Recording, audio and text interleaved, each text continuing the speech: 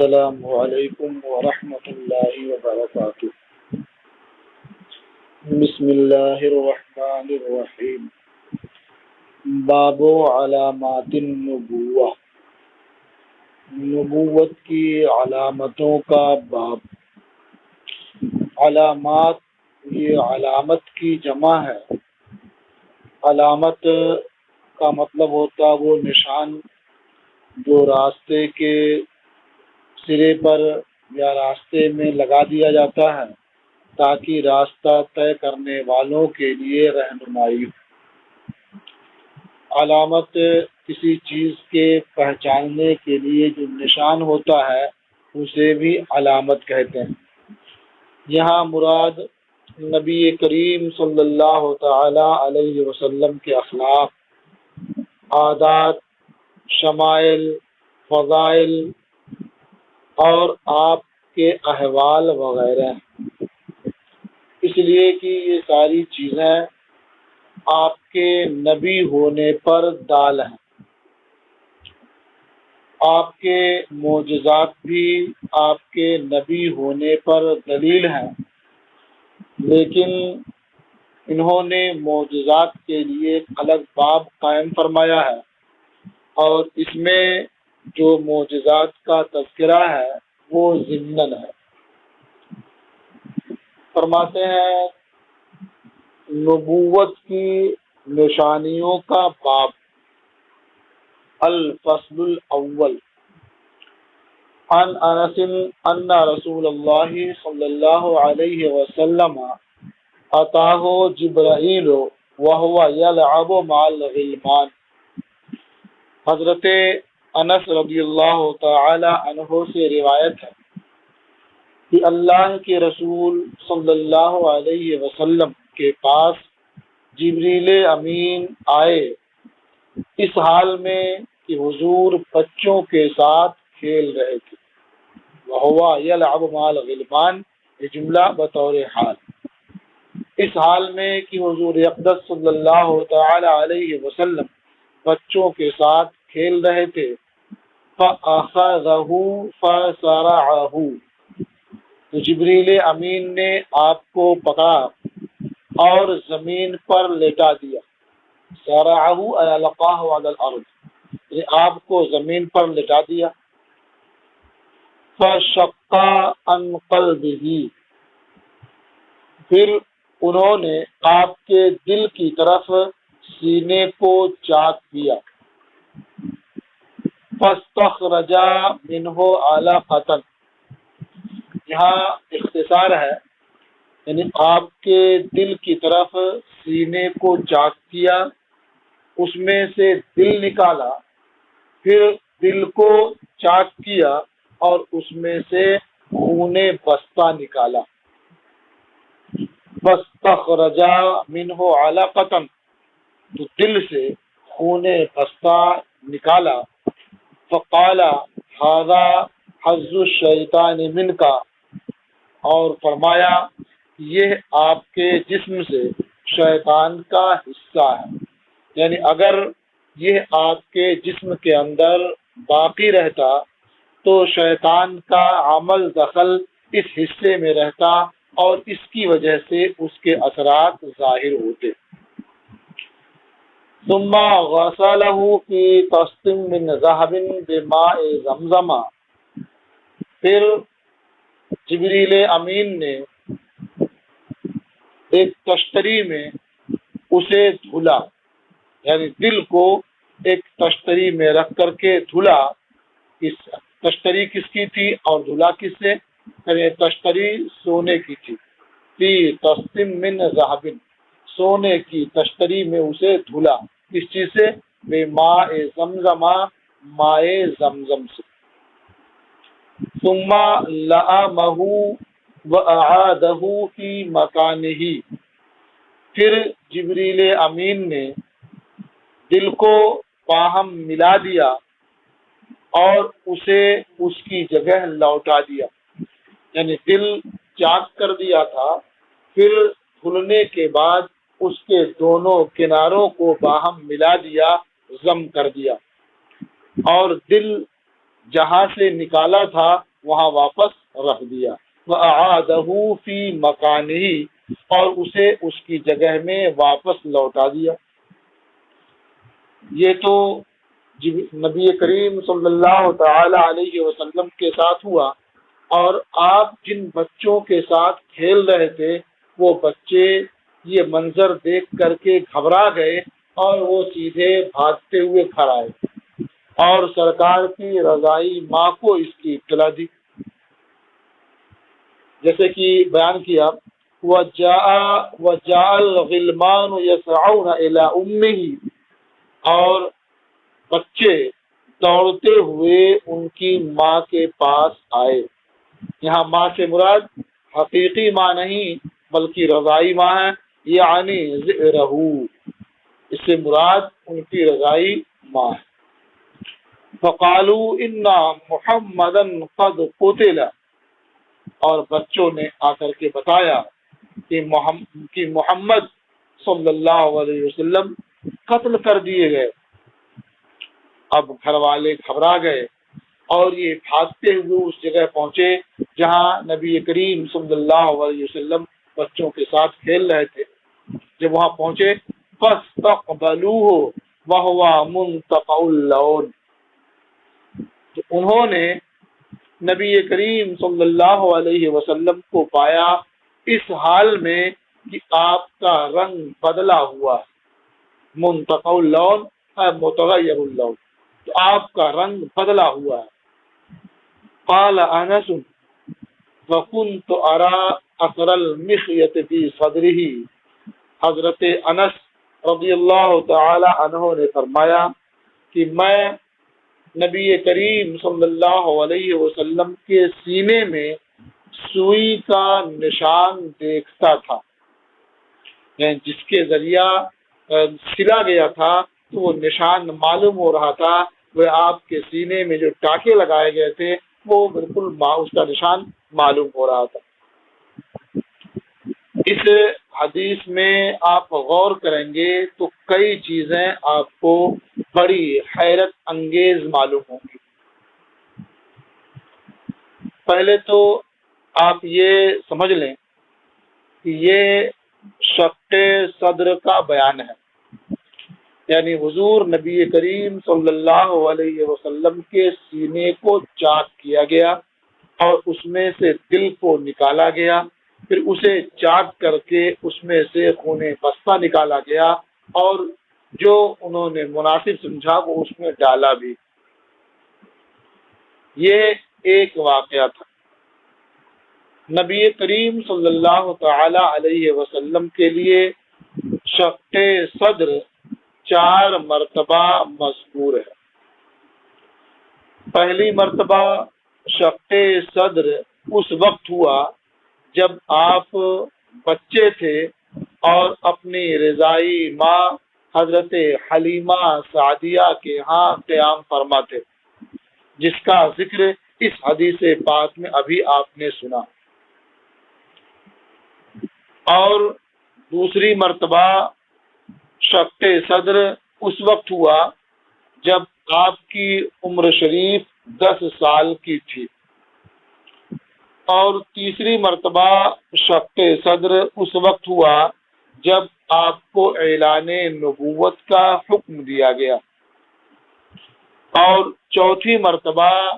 شق صدر شب معراج ہوا۔ تو اس طرح سے 4 مرتبہ حضور نبی کریم صلی اللہ تعالی علیہ وسلم کے سینے کو چاک کیا گیا، قلب مبارک کو نکالا گیا، اسے دھویا گیا، اس میں سے کچھ چیزیں نکالی گئیں، کچھ اور چیزیں ڈالی گئیں اور پھر اسے بند کر دیا گیا۔ یہ شق صدر امت کے لیے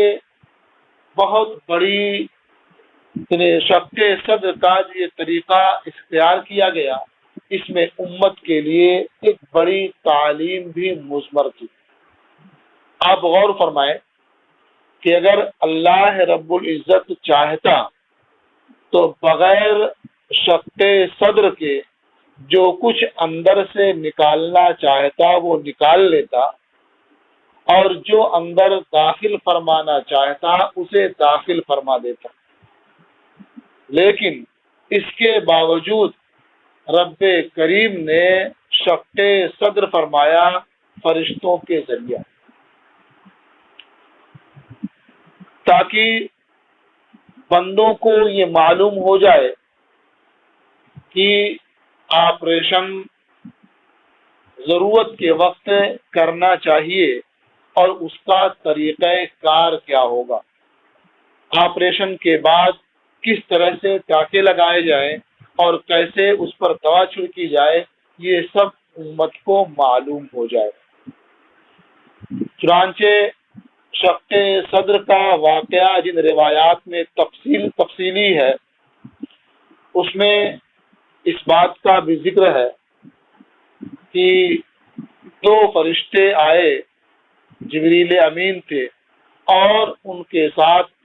میکائیل بھی تھے۔ یہ دونوں فرشتے آئے،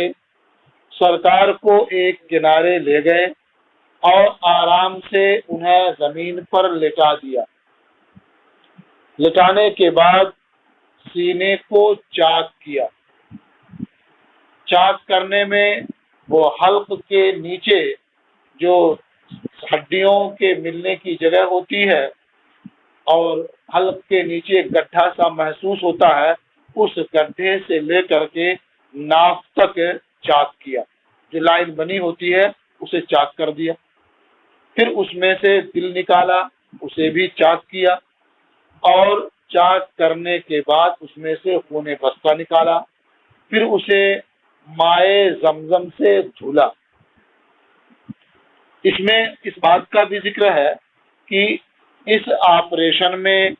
نہ تو خون بہا اور نہ ہی نبی کریم صلی اللہ علیہ وسلم کو کوئی تکلیف ہوئی، اور آپ یہ سارا منظر اپنی آنکھوں سے دیکھتے بھی رہے۔ غور کیجئے کہ آج میڈیکل سائنس بہت ترقی کے بعد یہاں تک پہنچ سکی ہے کہ جس حصے کا آپریشن کیا جائے صرف اسی حصے کو بے حس کر دیا جائے اور آدمی اپنے ہوش و حواس میں ہو اور وہ سارا منظر دیکھ بھی سکے، جبکہ اللہ تبارک و تعالیٰ نے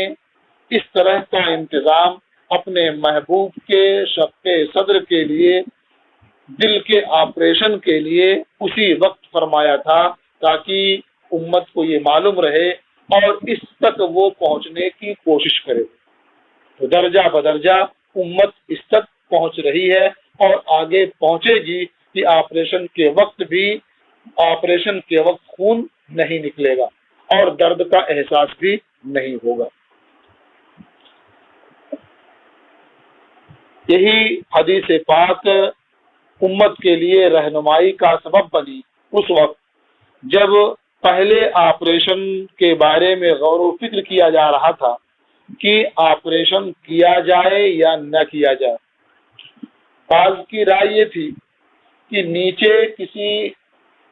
عضو میں بیماری ہے، اوپر کا عضو صحیح سالم ہے، تو ایک عضو کو ٹھیک کرنے کے لیے دوسرے عضو کو بھی چیر دیا جائے، یہ مناسب نہیں لگتا، اس لیے کسی انسان کا آپریشن نہیں ہونا چاہیے۔ لیکن جو ماہرین آپریشن کے حق میں تھے انہوں نے اس موقع پر یہی دلیل دی کہ آپریشن ہونا چاہیے ایک عضو کی اصلاح کے لیے، اگر دوسرے عضو کو بھی چاک کرنا پڑے تو کرنا چاہیے، اس لیے کہ اللہ تبارک و تعالیٰ نے اپنے محبوب صلی اللہ علیہ وسلم کے قلب مبارک سے کچھ نکالنے اور اس کے اندر کچھ داخل فرمانے کے لیے ان کے سینے کو بھی چاک فرمایا، یعنی جبریل امین کو چاک کرنے کا حکم دیا، انہوں نے چاک کیا، آپریشن کیا، اور اس کے بعد کیسے اسے جوڑا جائے، کیسے ملایا جائے کہ پھر وہ جڑ جائیں، اس کے لیے ٹانکے کا بھی طریقہ اسی سے اخذ کیا گیا، اسی سے معلوم ہوا، جیسا کہ اس حدیث کے آخر میں حضرت انس رضی اللہ تعالی عنہ نے فرمایا کہ میں نبی کریم صلی اللہ علیہ وسلم کے سینے میں سوئی کا نشان دیکھ رہا تھا، یعنی جہاں جہاں ٹانکے لگائے گئے تھے دونوں کناروں کو ملا کر کے ٹانکا لگا دیا گیا تھا تاکہ یہ آپس میں مل جائیں، اس کا نشان معلوم ہو رہا تھا۔ تو اس سے ٹانکا لگانے کا علم حاصل ہوا۔ یہی ایک چیز اور معلوم ہوتی ہے کہ مائے زمزم سے آپ کے قلب مبارک کو دھلا گیا۔ تو یہ سمجھ میں آیا کہ اگر مائے زمزم سے بہتر کوئی اور پانی اس وقت موجود ہوتا تو اسی سے آپ کے قلب مبارک کو دھلا جاتا۔ اب سب سے بہتر پانی کون سا ہے؟ تو اس سلسلے میں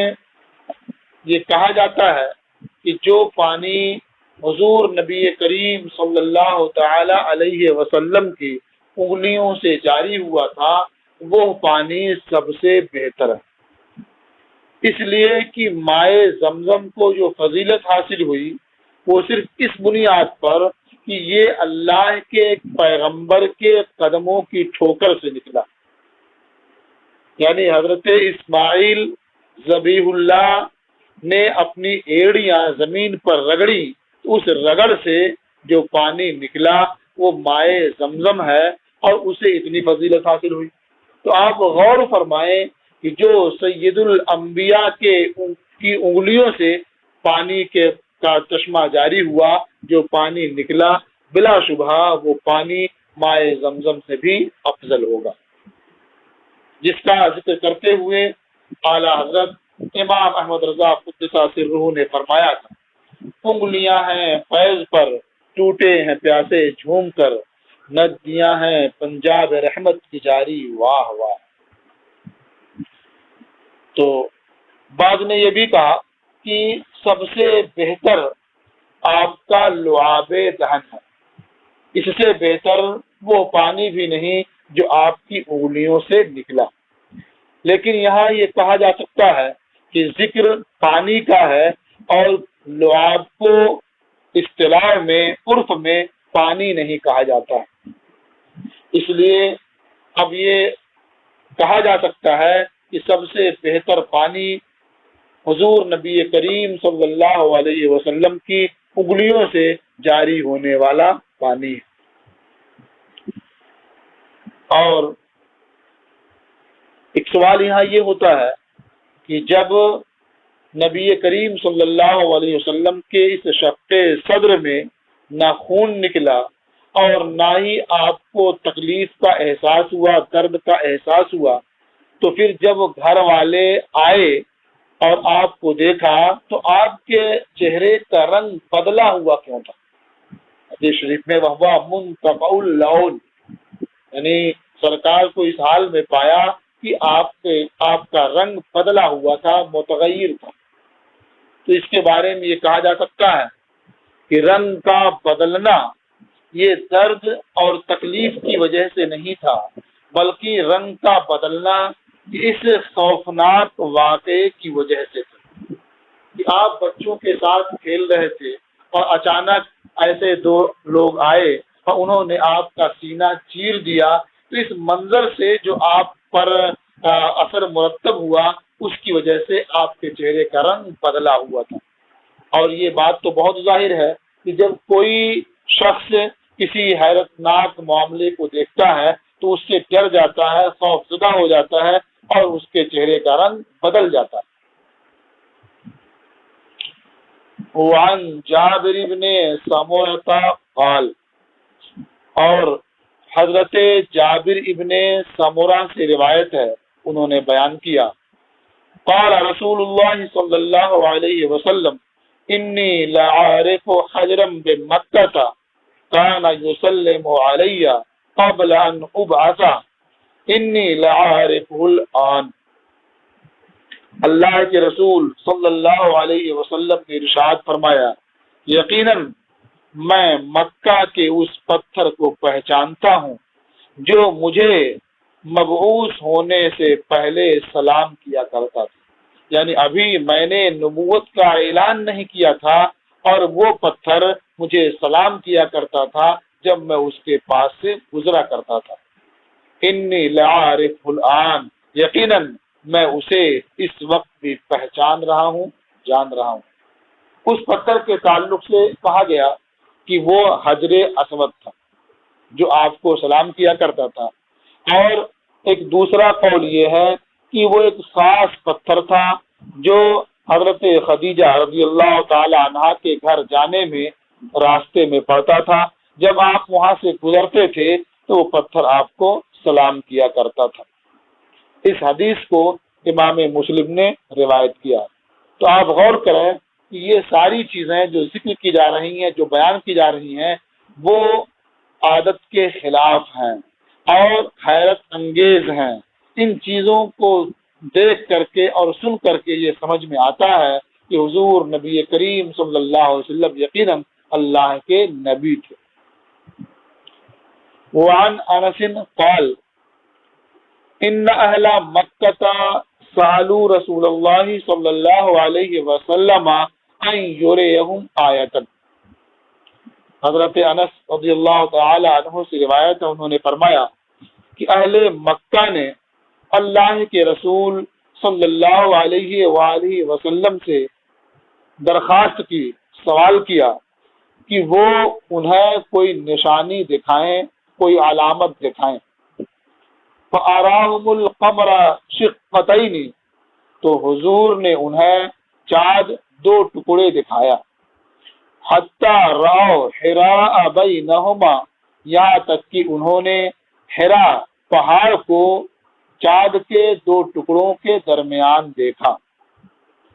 اب وہ دو ٹکڑوں کے درمیان کس طرح سے تھا تو اگلی حدیث میں اس کی تھوڑی وضاحت بھی ہے، لہذا اسے سن لیں پھر اس کی وضاحت دیکھیں۔ وعن ابن مسعود قال، اور حضرت ابن مسعود سے روایت ہے، انہوں نے فرمایا انشق القمر على عهد رسول اللہ صلی اللہ علیہ وسلم فرقتین،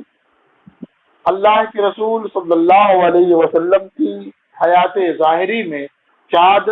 دو ٹکڑے ہوا۔ فرقۃ فوق الجبل وفرقۃ دونہ، ایک ٹکڑا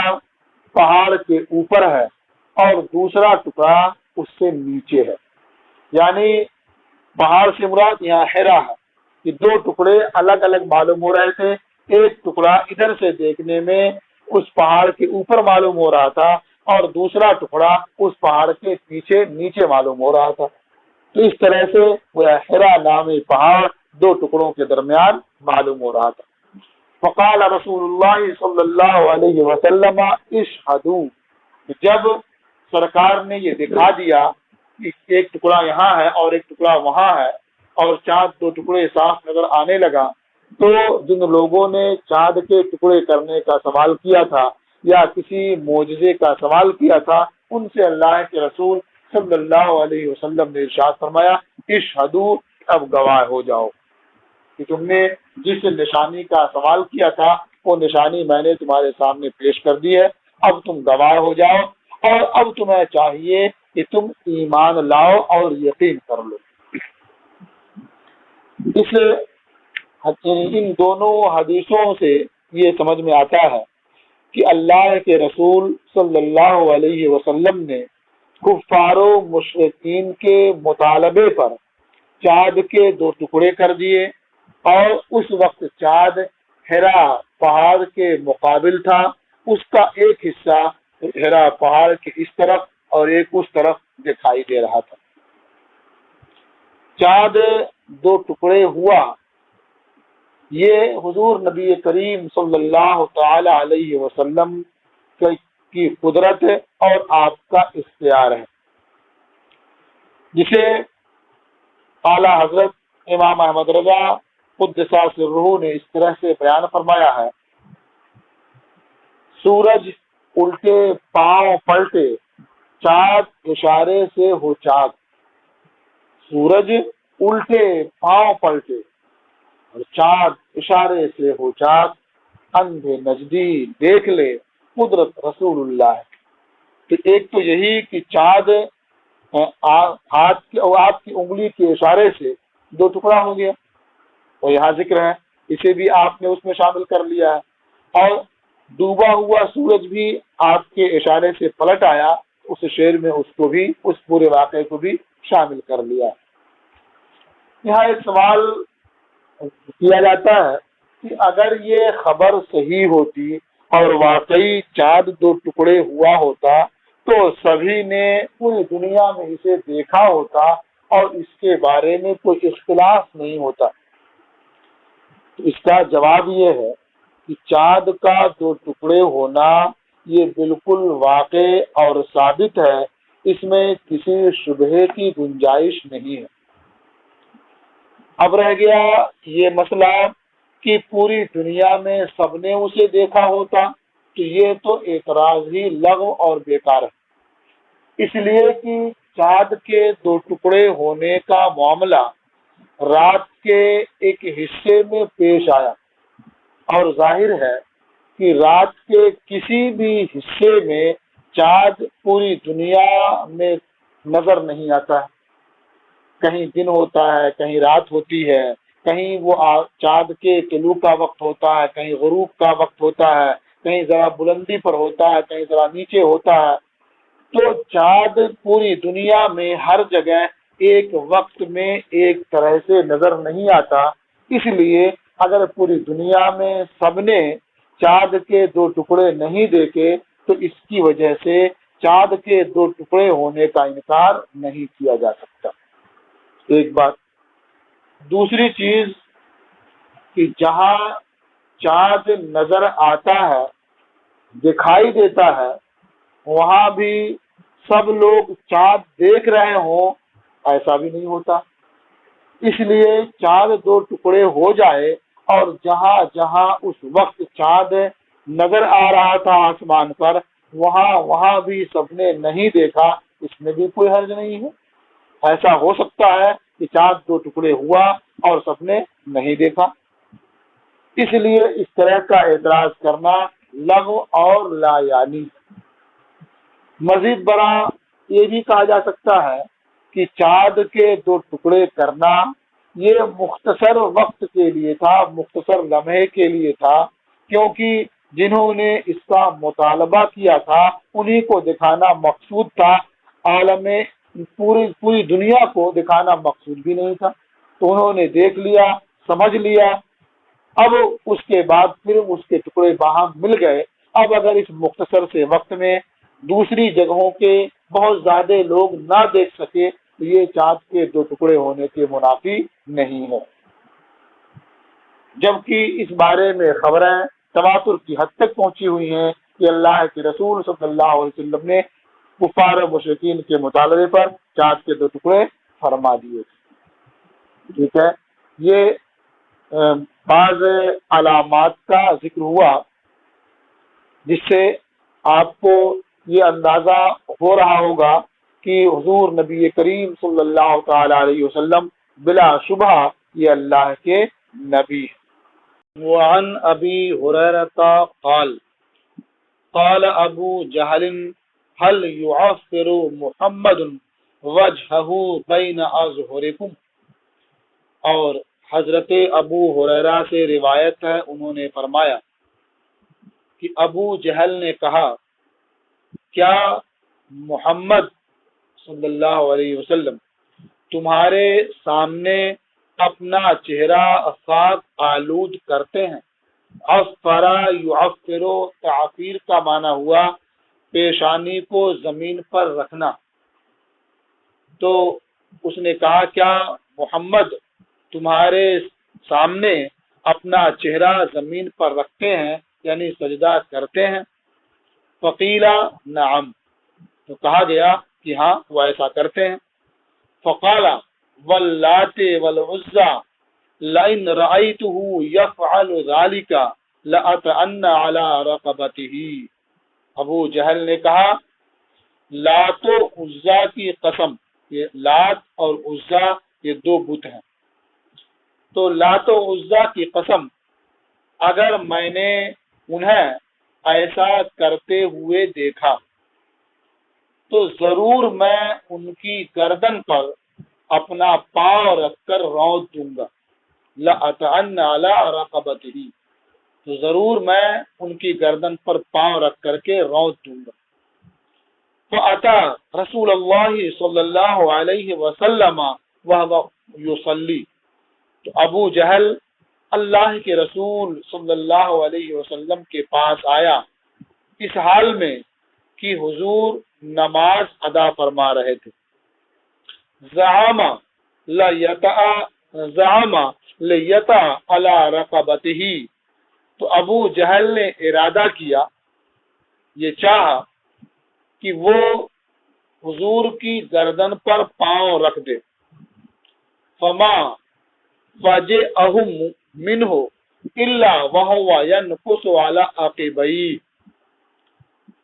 فجئہم میں جو ہم ضمیر ہے اس کا مرجع کفار ہے، اور منہو میں جو ضمیر مجرور ہے اس کا مرجع ابو جہل ہے، اور فجأ کا مطلب ہوتا اچانک آنا۔ فما فجئہم منہ، تو ابو جہل کی جانب سے کفار کے پاس اچانک کوئی چیز نہیں آئی، الا وہو ینقص، مگر یہی کہ ابو جہل الٹے پاؤں لوٹ رہا ہے۔ یعنی جب ابو جہل پاؤں رکھنے کے ارادے سے آگے بڑھا تو اس کے ساتھی دوسرے کفار یہ دیکھ رہے تھے، تو اچانک جو انہوں نے دیکھا وہ یہی دیکھا کہ ابو جہل الٹے پاؤں لوٹ رہا ہے، اور صرف لوٹ ہی نہیں رہا بلکہ آگے ہے وَيَتَّقِي بِيَدَيْهِ، اور اپنے ہاتھوں سے وہ اپنا بچاؤ کر رہا ہے۔ آپ دیکھیں کہ جب کوئی شخص کسی پر حملہ آور ہوتا ہے تو وہ اپنے ہاتھوں سے بچاؤ کرتا ہے، یعنی اگر کوئی لاٹھی اور ڈنڈے سے کسی کو مارنا چاہتا ہے تو سامنے وہ اپنا ہاتھ کرتا ہے، اور ایسا وہ کرتا ہے کہ تاکہ کوئی وار کرے تو اس کے ہاتھوں پر پڑے اور اس کا سر اور اس کا چہرہ اس سے محفوظ رہے۔ تو اسی طرح سے ابو جہل الٹے پاؤں لوٹ رہا تھا اور اپنے ہاتھوں سے وہ بچاؤ کر رہا تھا۔ فقیلا لہو مالکا، اس سے پوچھا گیا کیا بات ہے، تمہیں کیا ہوا؟ فقال ان بینی وبینہ لخندقا من نار وحولا واجنحۃ، ابو جہل نے کہا یقیناً میرے اور ان کے درمیان آگ کی ایک کھائی ہے، آگ کی ایک خندق ہے، اور خوف ہے، ہولناکی ہے، واجنحۃ، اور کچھ بازو ہیں، کچھ پر ہیں۔ فقال رسول اللہ صلی اللہ علیہ وسلم لو دنا منی، تو اللہ کے رسول صلی اللہ علیہ وسلم نے ارشاد فرمایا اگر ابو جہل مجھ سے قریب ہوتا، یعنی وہ ان فرشتوں کے بازو اور وہ آگ کی کھائی دیکھ کر کے واپس نہ لوٹتا اور آگے بڑھتا، لَخْتَطَفَتْهُ الْمَلَائِكَةُ عُضْوًا عُضْوًا، تو ضرور فرشتے اس کی ایک ایک بوٹی، اس کا ایک ایک عضو اچک لیتے اور گویا اسے بوٹی بوٹی کر دیتے۔ تو اس سے سمجھ میں آیا کہ حضور نبی کریم صلی اللہ تعالی علیہ وسلم کی حفاظت کے لیے اللہ کی جانب سے فرشتے مقرر تھے، اور ابو جہل نے انہی فرشتوں کا پر دیکھا تھا جو سرکار کی حفاظت کر رہے تھے، اور وہ پر اتنے بڑے اور ایسی شکل میں تھے کہ اس کی وجہ سے وہ اس پر خوف طاری ہو گیا اور وہ ڈرنے لگا، اور آگ کی کھائی دیکھا تو یہ ہو سکتا ہے کہ یقیناً آگ کی کھائی ہو، آگ کی خندق ہو، اور یہ بھی ہو سکتا ہے کہ جو سب باندھے ہوئے فرشتے حضور کی حفاظت کے لیے کھڑے تھے ان کی چمک اور ان کی روشنی کو اس نے یہ سمجھا ہو کہ یہ ہر طرف سے آگ کیا ہے، آگ کی کھائی ہے اور آگ روشن ہے۔ بہرکیف جو صورت بھی رہی ہو، اس سے اتنی بات تو ضرور معلوم ہوتی ہے کہ حضور نبی کریم صلی اللہ تعالی علیہ وسلم یہ اللہ کے نبی ہیں، اور یہ اس کی علامتیں ہیں۔ وعن عدی ابن حاتم قال، اور حضرت عدی ابن حاتم سے روایت ہے، انہوں نے بیان کیا، بینا انا عند النبی صلی اللہ علیہ وسلم، اس درمیان کہ میں نبی کریم صلی اللہ تعالی علیہ وسلم کی خدمت میں تھا، اذ اتاہ رجل، کہ ایک مرد سرکار کے پاس آیا، فشکا الیہ الفاقۃ، اور اس نے فاقے کی شکایت کی، ثم اتاہ الاخر، پھر سرکار کے پاس دوسرا شخص آیا، فشکا الیہ قطع السبیل، تو اس نے سرکار کی خدمت میں قطع سبیل یعنی رہزنی اور ڈاکہ زنی کی شکایت کی۔ فقال یا عدی هل رأیت الحیرہ، یہ شکایتیں سن کر کے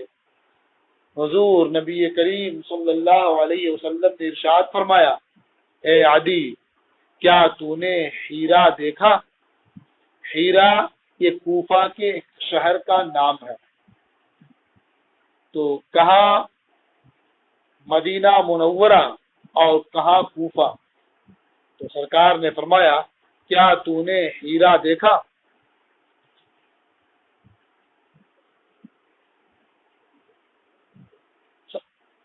فَإِن طَالَتْ بِكَ حَيَاةٌ فَلْتَرَيَنَّ الزَّعِينَةَ تَرْتَحِلُ مِنَ الْحِيرَةِ حَتَّى تَطُوفَ بِالْكَعْبَةِ لَا تَخَافُ أَحَدًا إِلَّا اللَّهَ، اگر تیری زندگی دراز ہوئی، لمبی ہوئی، تو تو ضرور کوچ کرنے والی عورت کو دیکھے گا، سفر کرنے والی خاتون کو دیکھے گا، ترتحل من الحیرہ، کہ وہ خاتون حیرہ یعنی کوفہ کے اس مشہور شہر سے کوچ کرے گی، سفر کرے گی اور مکہ آئے گی، یہاں تک کہ وہ کعبہ کا طواف کرے گی، اور اس سفر میں لا تخاف احدا الا اللہ، اسے خوف کسی کا خوف نہیں ہوگا سوائے اللہ کے۔ یعنی آج راستہ چلنا مشکل ہے، کوئی راستہ چلتا ہے تو لوگ اس کا مال چھین لیتے ہیں، ڈاکہ ڈالتے ہیں، رہزنی کرتے ہیں، لیکن اگر تمہاری زندگی دراز ہوئی تو تم اپنی آنکھوں سے دیکھو گے کہ عورت بھی بے خوف و خطر اتنا لمبا سفر کرے گی اور اسے اللہ کے سوا کسی کا خوف نہیں ہوگا۔ تو یہ خاص نہیں ہے کہ وہ حیرہ سے کعبہ آئے گی تو خوف نہیں ہوگا، یہ عام ہے، یہ بطور مثال پیش کیا کہ وہاں سے مکہ کا سفر کرے گی، خانہ کعبہ کا طواف کرنے کے لیے آئے گی اور اسے اللہ کے سوا کسی کا خوف نہیں ہوگا۔ وَلَئِن طَالَتْ بِكَ حَيَاةٌ لَتُفْتَحَنَّ كُنُوزُ کسریٰ، اور اگر تمہاری زندگی دراز ہوئی تو ضرور تم دیکھو گے کہ کسریٰ کے خزانے فتح کیے جا رہے ہیں اور حاصل کر کے کھولے جا رہے ہیں۔ دو چیزیں ہوئیں، اور تیسری چیز فرمائی، وَلَئِن طَالَتْ بِكَ حَيَاةٌ لَتَرَيَنَّ الرَّجُلَ يُخْرِجُ مِلْءَ كَفِّهِ مِنْ ذَهَبٍ أَوْ فِضَّةٍ يَطْلُبُ مَنْ يَقْبَلُهُ فَلَا يَجِدُ أَحَدًا يَقْبَلُهُ مِنْهُ، اور اگر تیری زندگی دراز ہوئی تو تو ضرور آدمی کو دیکھے گا، مرد کو دیکھے گا کہ وہ مٹھی بھر، ہتھیلی بھر سونا یا چاندی نکالے گا، اس حال میں کہ وہ ایسے شخص کو ڈھونڈ رہا ہوگا جو اسے قبول کر لے، تو کسی کو نہیں پائے گا جو اس کی جانب سے وہ سونا یا چاندی قبول کرے۔ اور اس کے بعد چوتھی چیز بیان فرمائی، وَلْيَلْقِيَنَّ اللَّهَ أَحَدُكُمْ يَوْمَ يَلْقَاهُ وَلَيْسَ بَيْنَهُ وَبَيْنَهُ تَرْجُمَانٌ، اور ضرور تم میں سے ایک آدمی اللہ سے ملاقات کرے گا جس دن کی وہ اس سے ملے گا۔ حالت یہ ہوگی کہ اس ملنے والے اور اللہ رب العزت کے درمیان کوئی ترجمان نہیں ہوگا، یعنی کوئی تیسرا نہیں ہوگا جو ایک دوسرے کی بات کی ترجمانی کرے اور پہنچائے اور سمجھائے، بلکہ اللہ رب العزت خود بندے سے سوال کرے گا اور بندہ خود اللہ رب العزت کی بارگاہ میں جو کچھ کہنا ہوگا وہ عرض کرے گا۔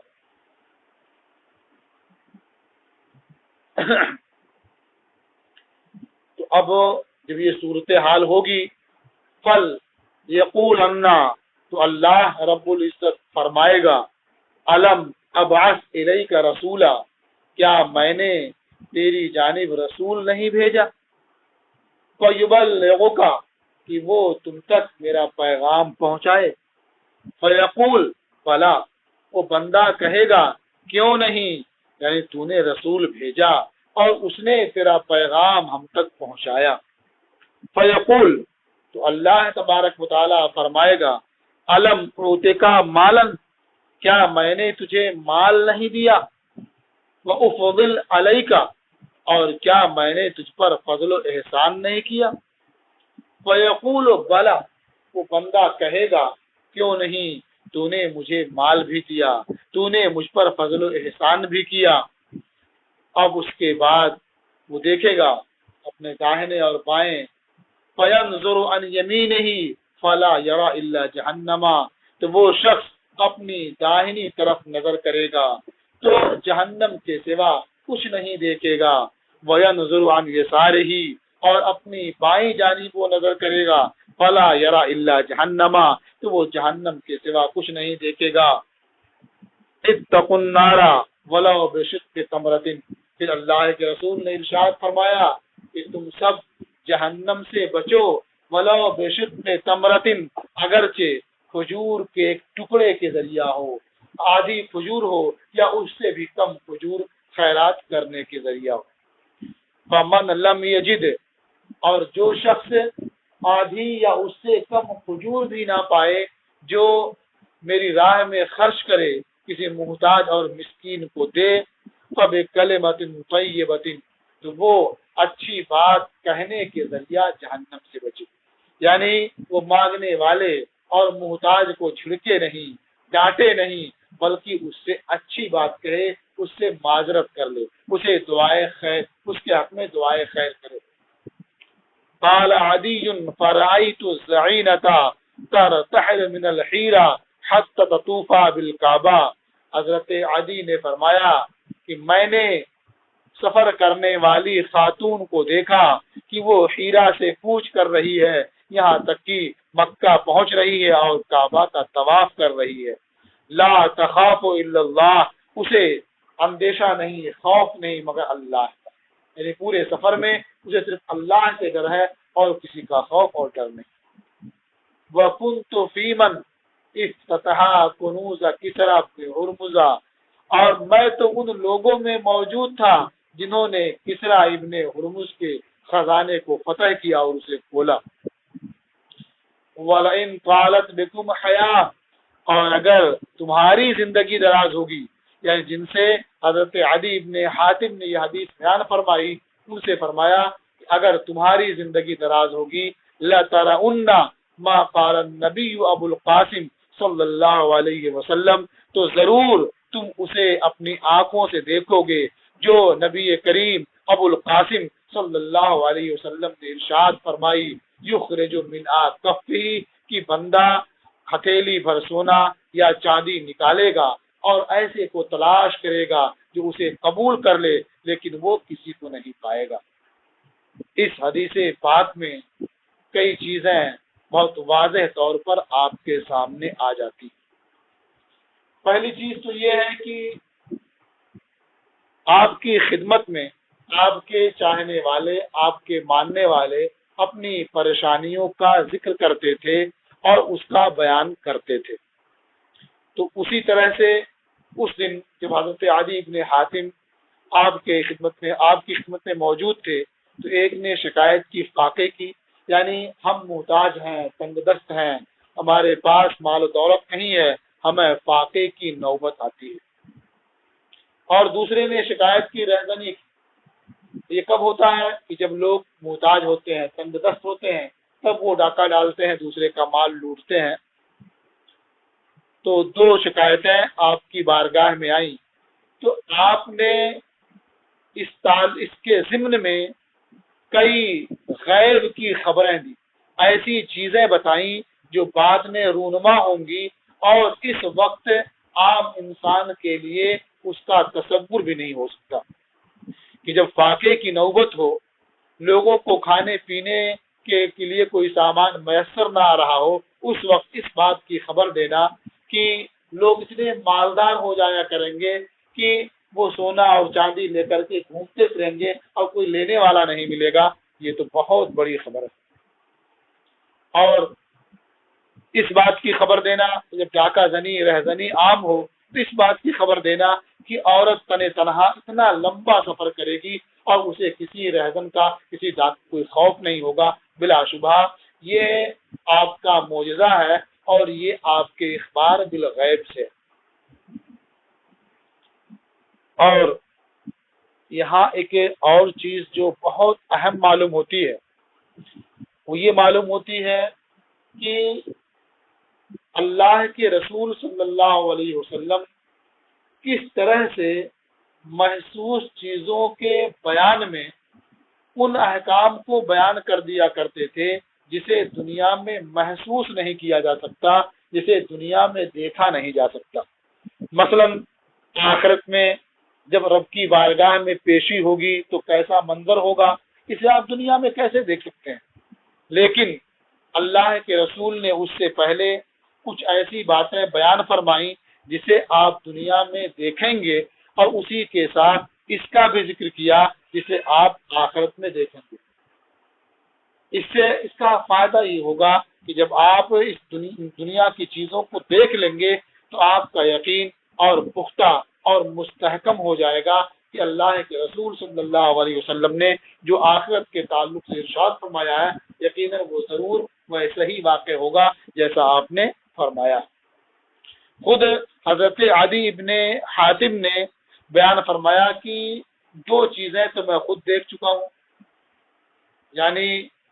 ایک چیز تو یہ کہ ہیرا سے لے کر مکہ تک کا سفر خاتون بے خوف و خطر کر رہی ہے، نہ کسی رہزن کا خطرہ ہے، نہ کسی ڈاکو کا کوئی خوف ہے۔ اور دوسری چیز کہ کسرا کے خزانے کھول دیے جائیں گے، اسے فتح کر لیا جائے گا، تو اسے دیکھنا کیا، میں خود اس فوج میں شامل تھا، اس لشکر میں شامل تھا جنہوں نے کسرا کے خزانوں کو فتح کیا۔ اور اب ان دو کا تو مشاہدہ کر لیا، اور اس کے بعد اپنے سامعین کو اس بات کی تاکید فرمائی کہ اگر تمہاری زندگی دراز ہوگی، تم اور زندہ رہو گے، تو تم ضرور وہ صورت بھی دیکھو گے جو نبی کریم صلی اللہ علیہ وسلم نے بیان فرمائی ہے کہ آدمی کے پاس مال و دولت کی فراوانی ہوگی اور وہ مٹھی بھر یا تیلی بھر سونا یا چاندی لے کر نکلے گا اور کسی ایسے شخص کو نہیں پائے گا کہ اس کی طرف سے قبول کر لے۔ اب جب یہ باتیں آپ دیکھ لیں گے اور اس بات کا یقین ہوگا تو اس کے ساتھ اس بات کا یقین اور پختہ اور مستحکم ہو جائے گا جو اللہ کے رسول صلی اللہ علیہ وسلم نے آخرت کے بارے میں بیان فرمایا۔ یہ حدیث جو آخر میں بیان ہوئی، اسے امام بخاری رحمۃ اللہ تعالی علیہ نے روایت کیا۔ السلام علیکم ورحمۃ اللہ تعالی وبرکاتہ۔